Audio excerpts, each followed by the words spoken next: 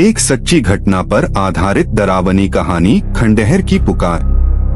यह घटना उत्तर प्रदेश के एक छोटे से गांव में घटी थी, जहां मेरी दोस्त पूजा का परिवार वर्षों से रहता था। यह गांव चारों ओर से घने जंगलों और बंजर भूमि से घिरा हुआ था। गांव से थोड़ी दूर एक पुराना खंडहर था, जिसे गांव के लोग भूतिया हवेली के नाम से जानते थे। कहा जाता था कि इस हवेली में कई अजीब और भयानक घटनाएं घट चुकी थीं। पूजा ने यह घटना मुझे स्वयं सुनाई थी।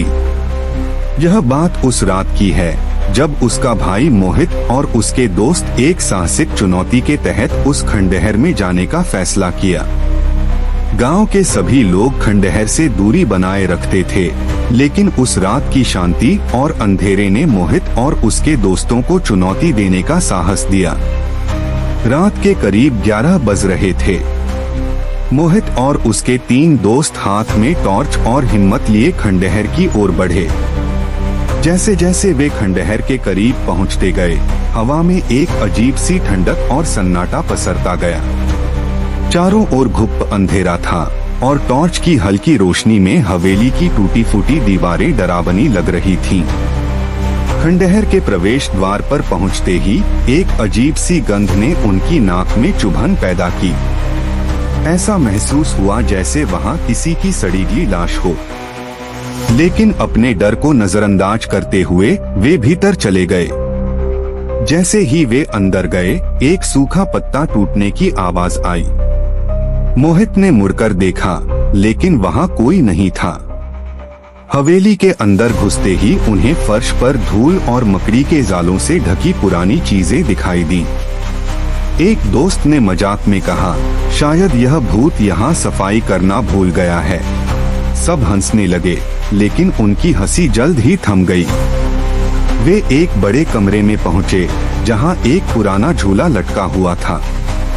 अचानक वह झूला बिना किसी हवा के अपने आप हिलने लगा। सभी सन्न रह गए। तभी एक धीमी मगर बहुत भयानक हंसी की आवाज गूंज उठी। ऐसा लगा जैसे कोई औरत जोर जोर से हंस रही हो, और यह हंसी हवेली की दीवारों से टकराकर चारों ओर फैल रही थी। मोहित ने साहस दिखाते हुए टॉर्च की रोशनी उस ओर डाली, लेकिन वहां कुछ भी नहीं था। तभी एक दोस्त चिल्लाया, वह देखो, वहां कोई खड़ा है। सबकी नजरें उस दिशा में गईं, और वे सब सत्ते में आ गए। एक काले साए जैसी आकृति दरवाजे के पास खड़ी थी, जो धीरे धीरे उनकी ओर बढ़ रही थी। मोहित के पैर जैसे जम से गए थे। अचानक वह आकृति हवा में घुल गई, और पूरा कमरा भयानक ठंडक से भर गया।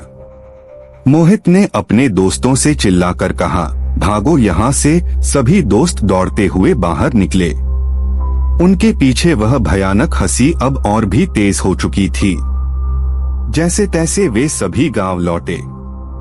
उनकी सांसें फूली हुई थीं, और चेहरों पर भय साफ झलक रहा था। उस रात के बाद मोहित बहुत दिनों तक बीमार रहा, और उसे अक्सर बुरे सपने आते रहे। गांव के बुजुर्गों ने यह कहकर उन्हें सांत्वना दी कि हवेली में कई साल पहले एक परिवार की रहस्यमय तरीके से मृत्यु हो गई थी, और तभी से वहां भटकती आत्माओं का निवास है। आज भी वह खंडहर गांव में खड़ा है, और वहां से अब भी रात में अजीब आवाजें सुनाई देती हैं।